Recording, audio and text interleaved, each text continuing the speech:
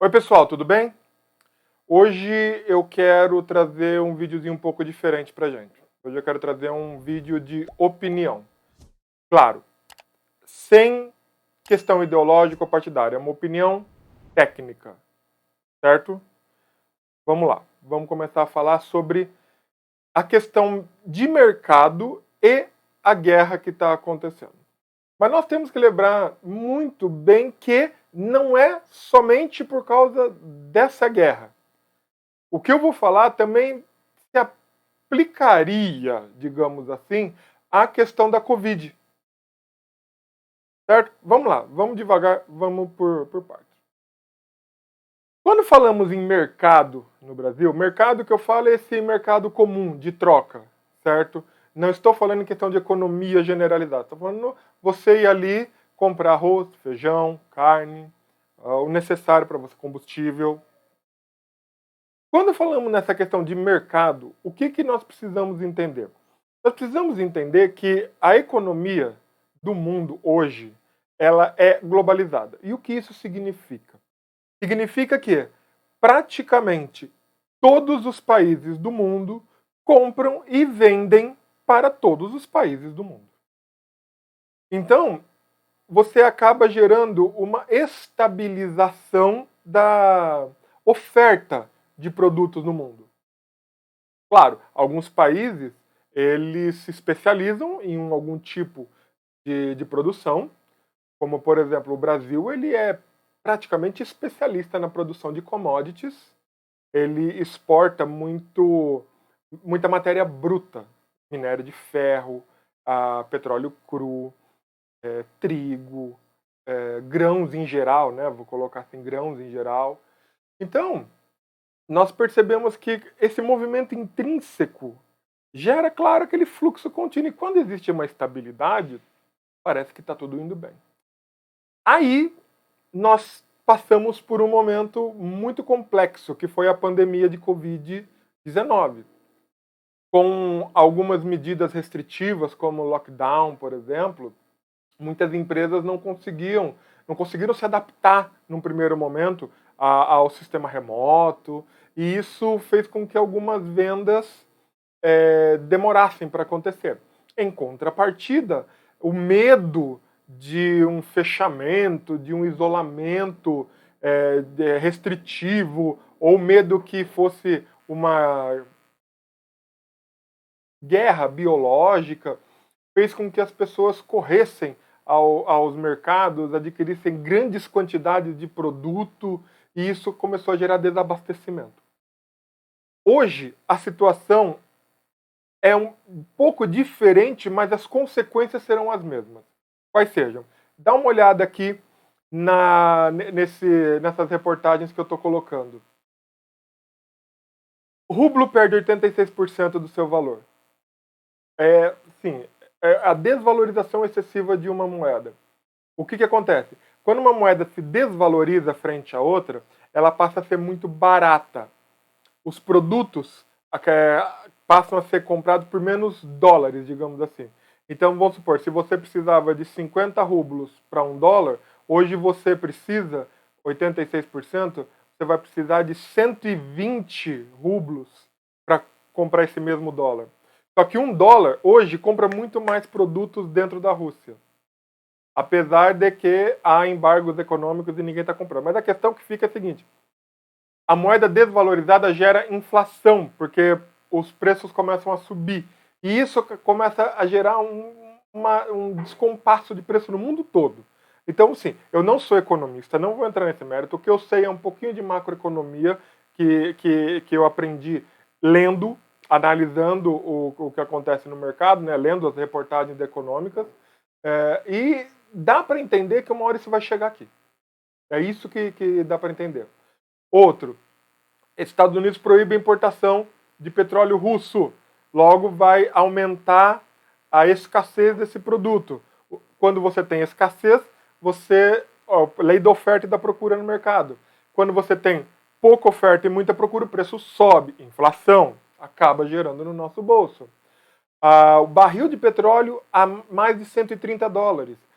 Desde 2006, se eu não me engano, A Petrobras optou pela indexação da produção do petróleo nacional pelo valor do Brent, que é o preço de referência. Ou seja, vai aumentar o valor da gasolina, do diesel, da gasolina de aviação aqui no Brasil. Né? O trigo teve alta de 46% no mundo. Tá? No mundo.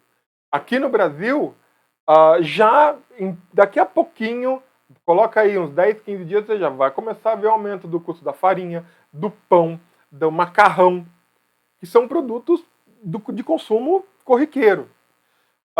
E a pior notícia que pode acontecer é a questão do congelamento temporário de preços, principalmente na questão dos combustíveis. Por que é a pior notícia?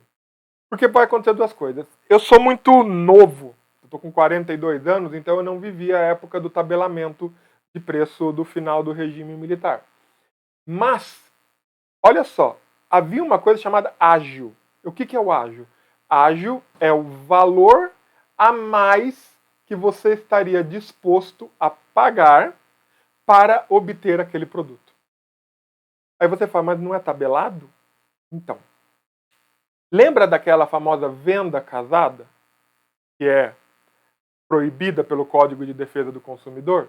Então, ágio basicamente é a venda casada.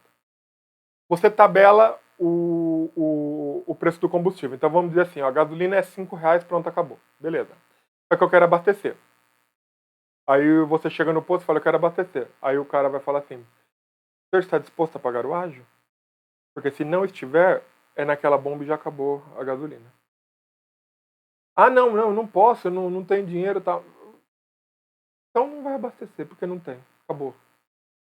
Não, mas o senhor disse que tem na outra bomba. Não, aquela bomba lá é para quem vai pagar o ágio. Mas o que é o ágio? Ele não vai falar assim para você, vai pagar ágio. Não. Aquela bomba, a gente só abastece se o cliente lavar o carro. Ah, tá bom, lavar o carro. Quanto custa para lavar o carro? R$80. Peraí, que loucura é essa? R$80 para jogar um balde d'água no carro? É. Só que se o senhor pagar os R$80 para lavar o carro, eu abasteço o carro do senhor. Aí você fala, então, o que é isso? É abuso econômico? É abuso econômico. Só que esse ágio acontecia lá atrás. A diferença é que lá atrás não tinha o Código de Defesa do Consumidor, mas o mercado aceitava. Por quê? Ninguém denunciava. Por quê?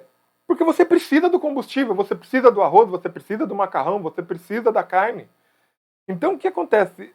O consumidor, o elo fraco, ele vai ceder. Atualmente, nós temos o Código de Defesa do Consumidor, que pode gerar algum tipo de segurança jurídica, mas não é das maiores.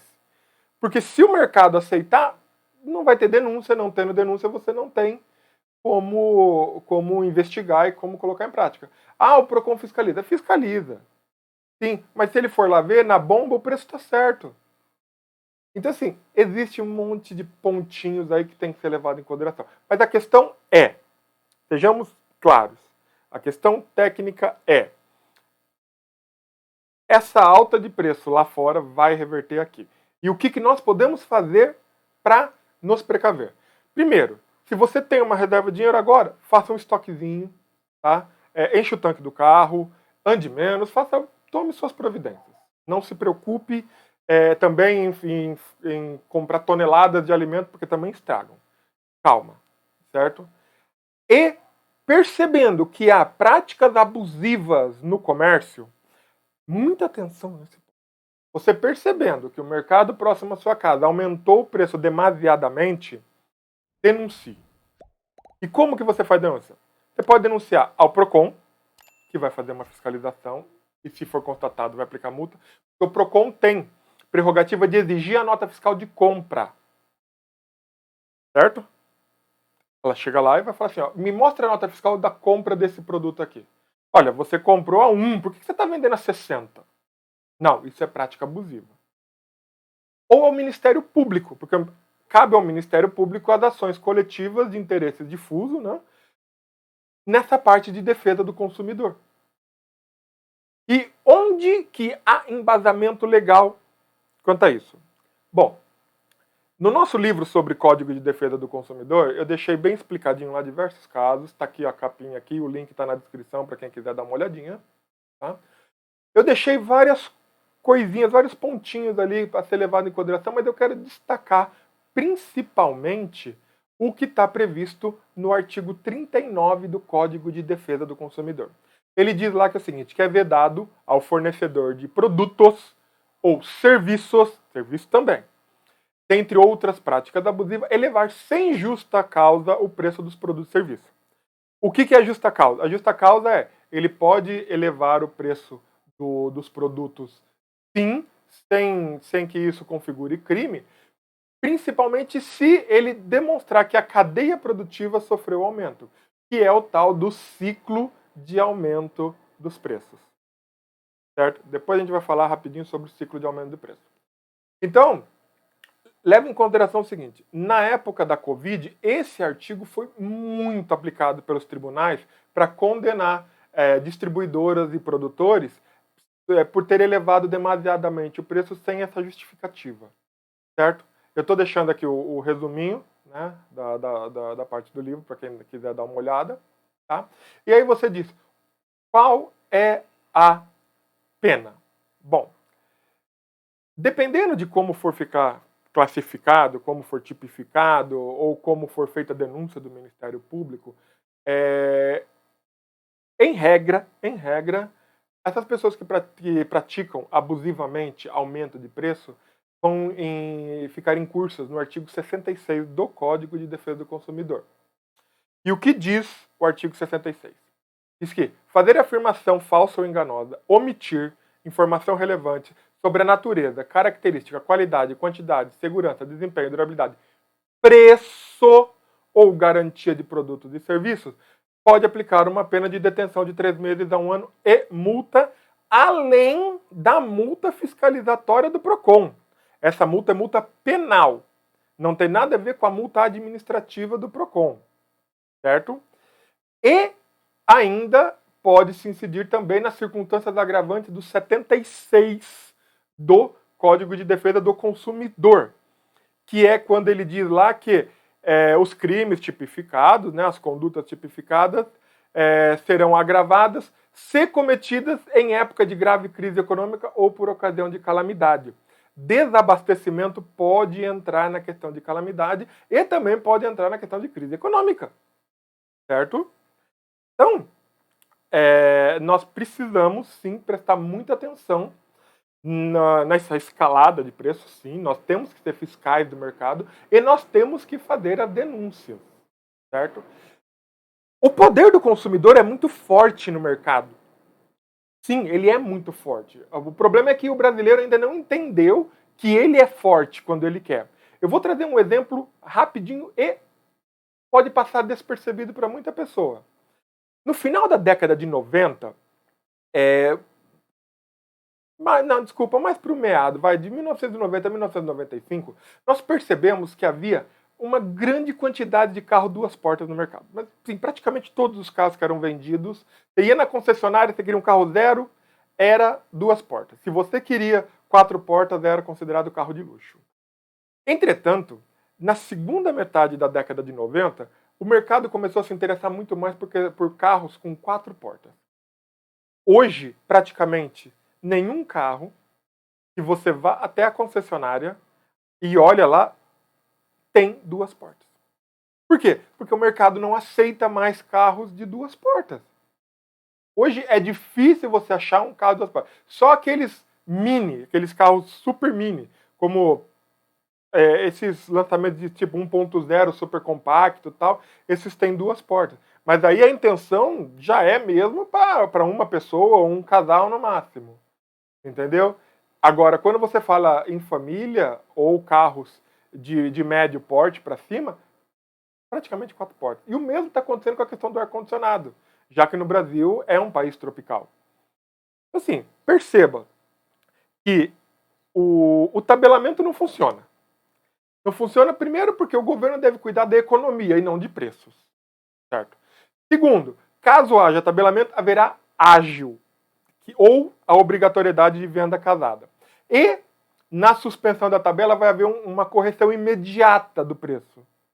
Então, não adianta. O que poderia sim acontecer no Brasil hoje? Hoje poderia acontecer no Brasil uma questão de adequação tributária.